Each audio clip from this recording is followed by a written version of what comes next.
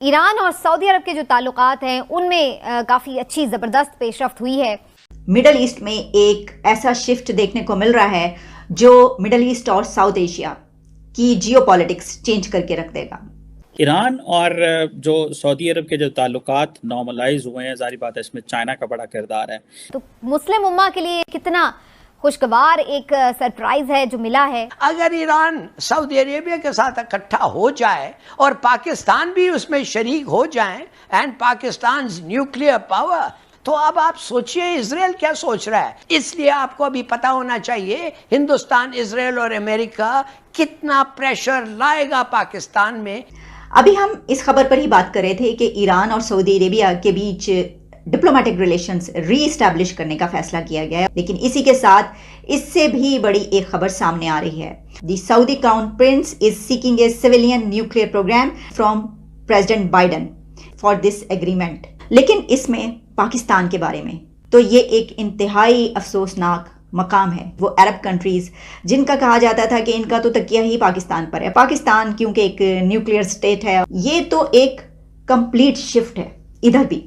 میرے خیال میں یہ بہت بہت خطرناک سا ایک ڈیولپمنٹ ہے، پریگننٹ وتھ پاسبلٹیز، مگر پھر بھی کافی ڈینجرس. یہ ایک بڑی پیش رفت ہوئی انٹرنیشنل امور میں، اس پہ میں ضرور بات کرنا چاہوں گی. ایران اور سعودی عرب کے جو تعلقات ہیں ان میں کافی اچھی زبردست پیش رفت ہوئی ہے. اس تعلقات کی بہتری میں چین نے بڑا اہم کردار ادا کیا ہے. تو مسلم امہ کے لیے کتنا خوشگوار ایک سرپرائز ہے جو ملا ہے. یقیناً سب کی یہ کوشش تھی کہ جو دو مسلم ممالک ہیں بڑے، ان کو دونوں طاقتوں کو بالکل آپس میں کشیدگی ختم کرنی چاہیے.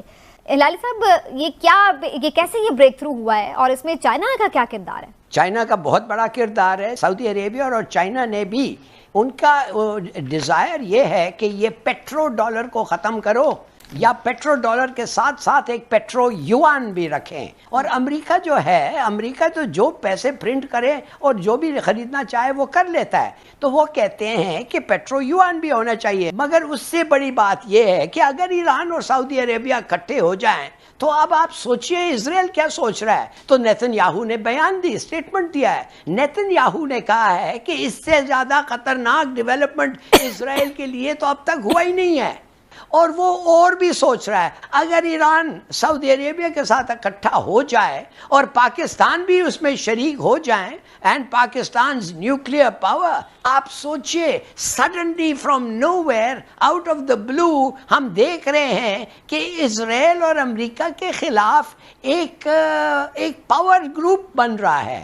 کوئی سوچ ہی نہیں سکتا تھا کہ مڈل ایسٹ میں اسرائیل کی ڈومینیشن اور امریکہ کی ڈومینیشن ختم ہو، مگر all these possibilities are there اور ہم بھی اس میں شریک ہو سکتے ہیں. اس لیے آپ کو ابھی پتا ہونا چاہیے ہندوستان، اسرائیل اور امریکہ کتنا پریشر لائے گا پاکستان میں. میرے خیال میں یہ بہت بہت خطرناک سا ایک ڈیولپمنٹ ہے، پریگننٹ وتھ پاسبلٹیز، مگر پھر بھی کافی ڈینجرس. اس لیے اٹس وائٹل کہ ہم یونائٹڈ ہوں، پراسپرس ہوں اور ہم اپنا طاقت کو برقرار رکھیں. مڈل ایسٹ میں ایک ایسا شفٹ دیکھنے کو مل رہا ہے جو مڈل ایسٹ اور ساؤتھ ایشیا کی جیو پالیٹکس چینج کر کے رکھ دے گا.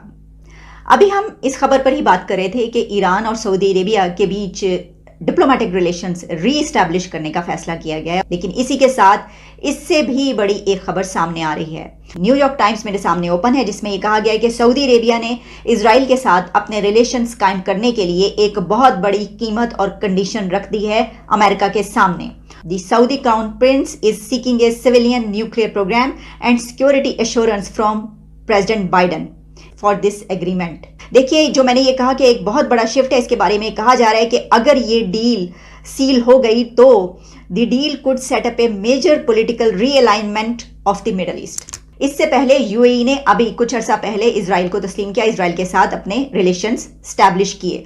تو یو اے ای کو منانے میں اور سعودی عربیہ کو یہاں تک لانے میں بھی امریکہ کا رول ہے. لیکن اس کے ساتھ ساتھ ہم یہ بھی دیکھتے ہیں کہ چند اور بڑے کنٹریز ہیں، جس میں کہ انڈیا بھی ہے ہمارا ہمسایہ، لیکن اس کے بھی سعودی عربیہ کے ساتھ بہت ہی زبردست تعلقات اور امریکہ کے ساتھ بھی. تو کیا یہ جو ایک گیم اس وقت چل رہی ہے، اس میں کون کون سا کنٹری کیا کیا رول پلے کر رہا ہے؟ کیا سعودی عربیہ کی بات مان لی جائے گی؟ امریکہ کی طرف سے کہا جائے گا کہ ہاں ٹھیک ہے، ہم یہ تسلیم کرتے ہیں، ہم آپ کو نیوکلیئر پروگرام کے جو ہے آپ کی آفر ہم اس کو تسلیم کرتے ہیں، اور آپ اس کے بدلے میں اسرائیل کے ساتھ جو ہے وہ تعلقات قائم کر لیں۔ اچھا، صرف امریکہ کی ہی بات نہیں ہے، کیونکہ اس سے پہلے سعودی عربیہ یہ کہتا رہا ہے کہ جب تک فلسطین میں ایک آزاد فلسطین ریاست قائم نہیں ہو جاتی تب تک وہ تعلقات قائم نہیں کریں گے۔ لیکن اب سعودی عربیہ کے لیے اپنا بینیفٹ اور اپنا ایک نیوکلیئر پروگرام ہونا، جوہری طاقت بننا، یہ زیادہ امپورٹنٹ ہے۔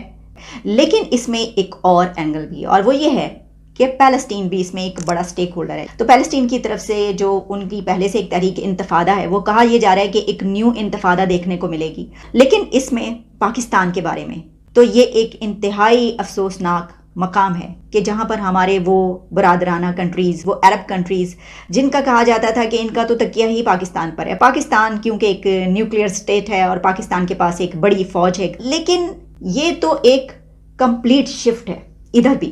تو ایران اور جو سعودی عرب کے جو تعلقات نارملائز ہوئے ہیں، ظاہری بات ہے اس میں چائنا کا بڑا کردار ہے، بٹ دا کوشچن ریمینز کہ اتنے اچھے تعلقات ہیں، اس کا پاکستان کو کیا ایڈوانٹیج ہو سکتا ہے، ہم اس سے کیا فائدہ اٹھا سکتے ہیں اس ڈیل سے؟